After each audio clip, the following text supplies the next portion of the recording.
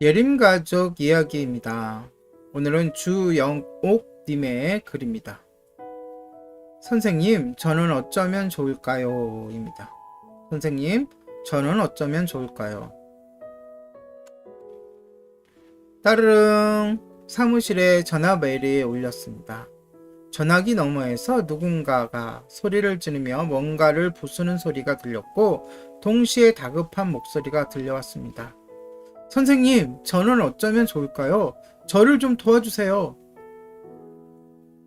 전화하신 분은 2년 전 필자가 일하는 마약치료센터에 아들과 함께 방문하셔서 상담을 받고 가신 어머님이셨습니다. 그분의 아들은 어려서부터 공부를 잘하는 모범생이었습니다. 미국 최고의 의대라고 하는 존슨 홈키스 대학에 합격해서 주위 사람들이 모두 부러워하는 자랑스러운 아들이었습니다. 그러나 세계 여러 나라에서 수재라고 하는 사람들이 다 모인 학교인지라 경쟁이 너무 심했고 첫 학기의 성적이 기대에 못 미쳤다고 했습니다. 공부 때문에 너무 스트레스를 받고 힘들어하니까 기숙사 친구가 한번 사용해보라면서 대마초, 즉 마리화나를 권했습니다. 이 아들은 그것을 통해 잠깐이나마 정신적 쉼을 얻었다고 했습니다. 그리고 스트레스가 덜어지니 성적도 조금 올라갔다고 했습니다. 이렇게 1학년 때부터 시작된 마리화나의 사용량과 횟수는 시간이 갈수록 점점 늘어났습니다.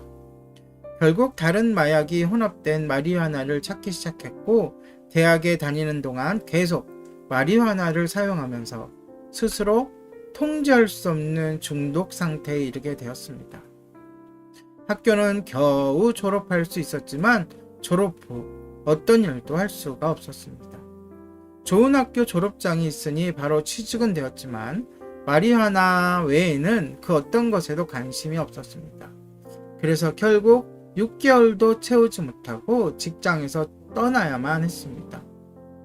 그 후에도 여러 직장에 들어갔지만 한 직장에 머무는 기간은 점점 짧아졌고 더 이상 어떤 직장에도 취직할 수가 없게 되었습니다.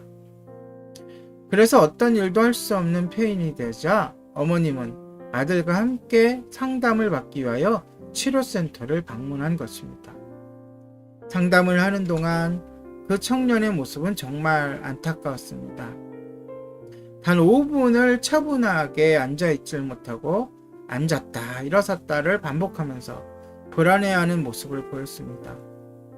상담 후 치료받을 것을 권했지만 본인의 완강한 반대로 끝내 프로그램에 등록하지 않고 집으로 돌아갔습니다. 그리고 2년이 지난 후 어머님이 다시 전화했을 때 그 청년은 이미 환찬과 환시를 경험하면서 매우 난폭해졌고 가족들이 감당하거나 도와줄 수도 없는 상태가 되었습니다. 네, 주용옥님께서 쓰신 참으로 안타까운 사연이었습니다. 그렇습니다. 얼마 전 태국에서는 대마 합법화 조치를 하고 대마 생산으로 5년 내 1조 원을 벌어들이겠다고 발표했습니다. 그런데 그 수출 대상국 중에 하나가 바로 한국이라는 겁니다. 현재 우리나라는 의료용 대마 생산이 허용된 상태라고 합니다. 요즘 젊은 세대들의 모습, 기성세대가 감당하기 어려울 정도로 급변하고 있습니다. 정말 걱정이 않을 수 없습니다. 사랑하는 우리 아들, 딸들에게 해로운 거라면 우선 어른들부터 먼저 금해야 하지 않을까요? 중독성 있는 것은 아예 처음부터 시행하지 말아야 합니다. 그런 것에 의지하지 말고 하나님을 의지해야 합니다. 오늘의 예림가족 이야기였습니다.